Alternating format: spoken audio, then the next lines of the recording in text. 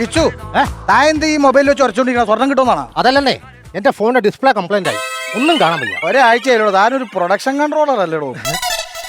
എടോ പ്രൊഡ്യൂസർ കനക സാർ എവിടെ? ഇതാണ് പ്രൊഡ്യൂസറെ പിടിച്ച് നായകനാക്കിയാലുള്ള ഏറ്റവും വലിയ പ്രശ്നം. നിങ്ങൾക്കറിയോ, എന്റെ ജീവിതത്തിലെ ഏറ്റവും വലിയ സ്വപ്നമാണ് ഈ വെബ് സീരീസ്. ഇപ്പൊ എന്റെ ഏറ്റവും വലിയ സ്വപ്നം എന്താണെന്ന് അറിയാമോ? ഈ പണ്ടാര എങ്ങനെയെങ്കിലും തീർന്നാ മതിയതാണ്.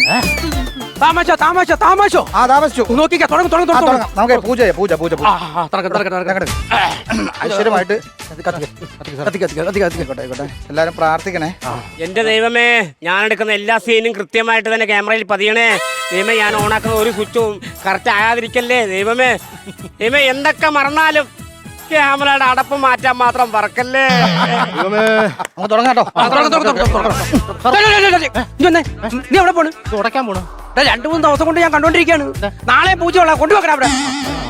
സിനിമ പിടിക്കുന്നതിന് അത്ര പൈസ, ഈ തേങ്ങ മേടിക്കുന്നതിന് പൈസ മൊത്തം. സാറേ, നമ്മുടെ സിനിമയിലേക്ക് വന്നാലേ, നമ്മുടെ ഇതിലേക്ക് കഥയിലേക്ക് വന്നു കഴിഞ്ഞാൽ നമ്മുടെ SI വിക്രം ഭയങ്കര ടെൻഷനിലാണ്. എന്ത് പറ്റി? എന്റെ ലൊക്കേഷൻ വന്നിട്ട് അങ്ങനെ ടെൻഷൻ പിടിക്കാൻ പാടില്ല. ഒന്ന് വിളിച്ചു വെച്ചാ. ഡിസ്പ്ലേ കംപ്ലൈന്റ് ഉണ്ടോ? അതെ, SI വിക്രം എന്ന് പറയുന്നത് സാറിന്റെ ക്യാരക്ടർ അല്ലേ? വിക്രം എന്ന് പറഞ്ഞിട്ടില്ല, SI എന്നല്ലേ പറഞ്ഞിട്ടുള്ളൂ. അതെ, പോയോണ്ടല്ലേ ഇപ്പൊ ആളെ ഞാൻ വിളിച്ചിവിടെ വരുത്തിയത്.